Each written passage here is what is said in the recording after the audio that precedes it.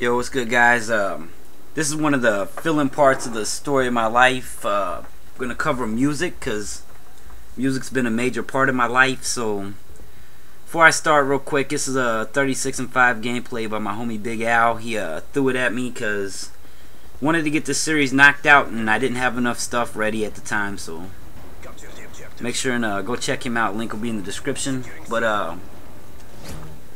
yeah, so I started messing around with music when I started writing music around 15.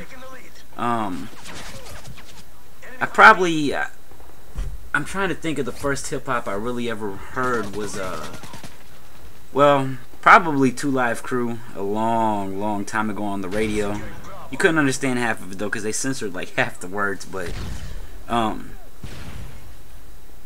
around the age of 15 I started writing stuff at home, just playing around or whatever. And then actually at school, one of my friends, Fackard Henderson, he was actually writing music and recording music at the time, and he you know, he was like, let me check out some of your stuff, and got me into writing a lot at school. It actually kind of, you know, hindered my learning process a little bit. We'd sit in class and write songs and stuff and mess around, but you know, I didn't have any equipment or anything like that, so I mostly just wrote, and we would rap at school and stuff like that.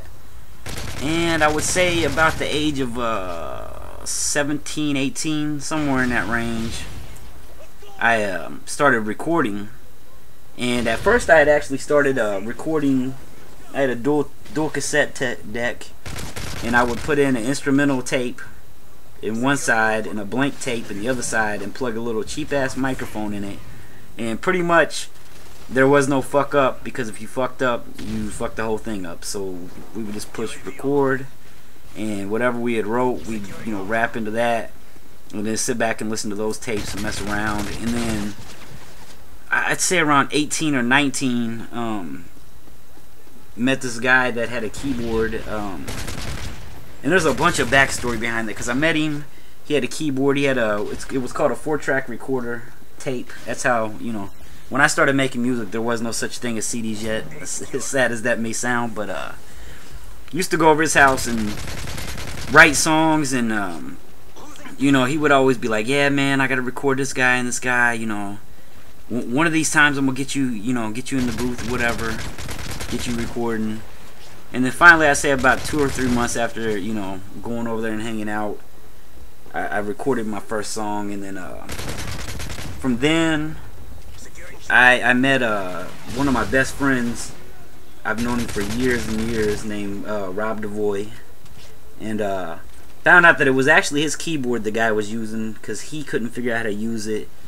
So bunch of stories in there I could tell, but I mean, there's so much stuff. I mean, I've got so much stuff that I've been through in life, so trying to figure out ways to, you know, let you guys know everything without dragging it on for 10 million years. But anyways, with music,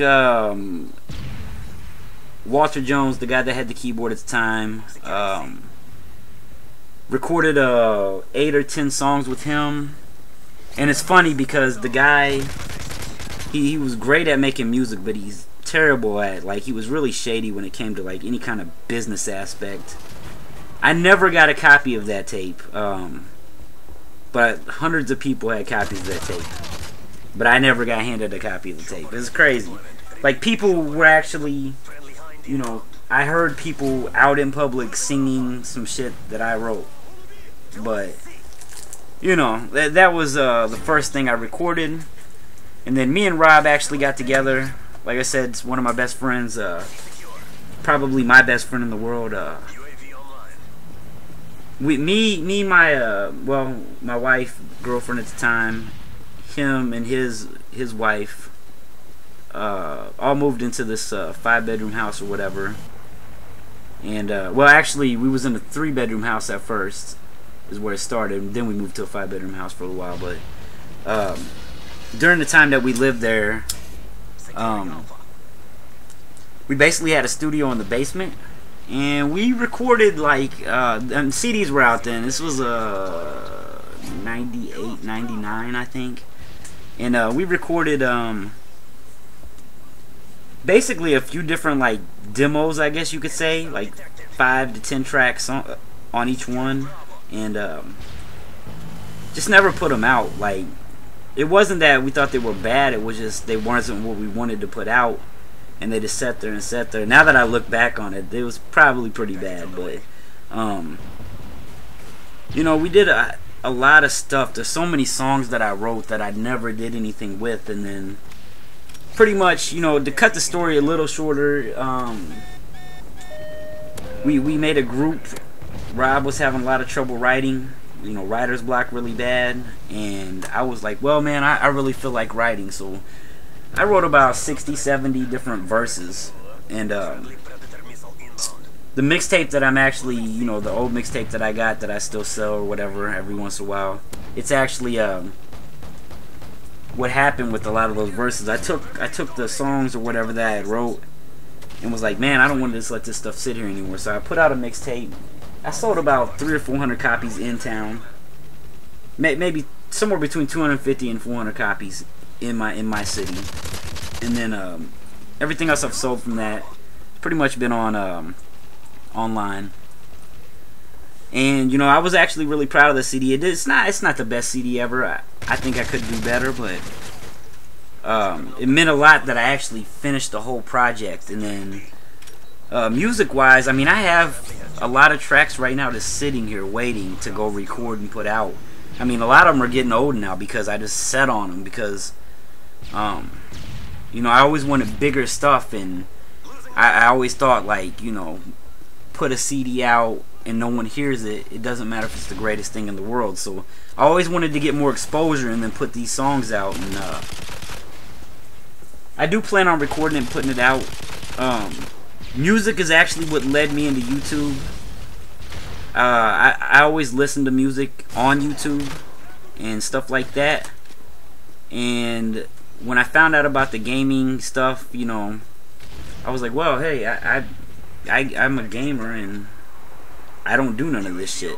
And then I found out about commentators and stuff like that, and I was like, well, shit, I like to talk, so, you know, maybe I can get on there and do the same stuff as all these other guys are doing, talk about my life and other things, talk about the games I'm playing and stuff, and introduce my music into there. And at the time, actually, when I first started, and this was last year, I know there was like JT Machinima and some of those guys, but the only guy I'd really heard of was Brightside, and he was doing a lot of parody stuff, and I thought it was all pretty funny, but that's not the type of rapper that I am. So I thought, well, you know what, maybe I can rap about playing games in a way that, you know, people will see some of my lyrical skill, and, you know, it might hype them up to enjoy the game. Like, you know what I mean? Like, you can listen to this motherfucker rap about shooting people in the face, not in no real life setting. Like, you know, they're talking about the game that you're playing while you're playing the game. So that's really what got me into commentating, was, you know, being able to express my music and my love for gaming, and hopefully, you know, entertain some people along the way. And I think, honestly, like, music is the reason that my page has suffered so much, because I got like 14,000 and something subs, and the only thing that gets a ton of views usually is my music. Everything else doesn't, which is understandable, I guess. And that's why I'm trying to really branch out more into the commentating thing and get more known for that, because honestly, guys, like, I love music so much, and at the same time, it's like so many years of doing music, I still want to do music, but I don't do music anymore unless it comes to me. Like, if I'm sitting here and I get a beat from one of my producers and I have an idea for what I want to write, then I write a song. But I could easily sit back and just pump out songs like it was nothing, but I just can't bring myself to do that anymore.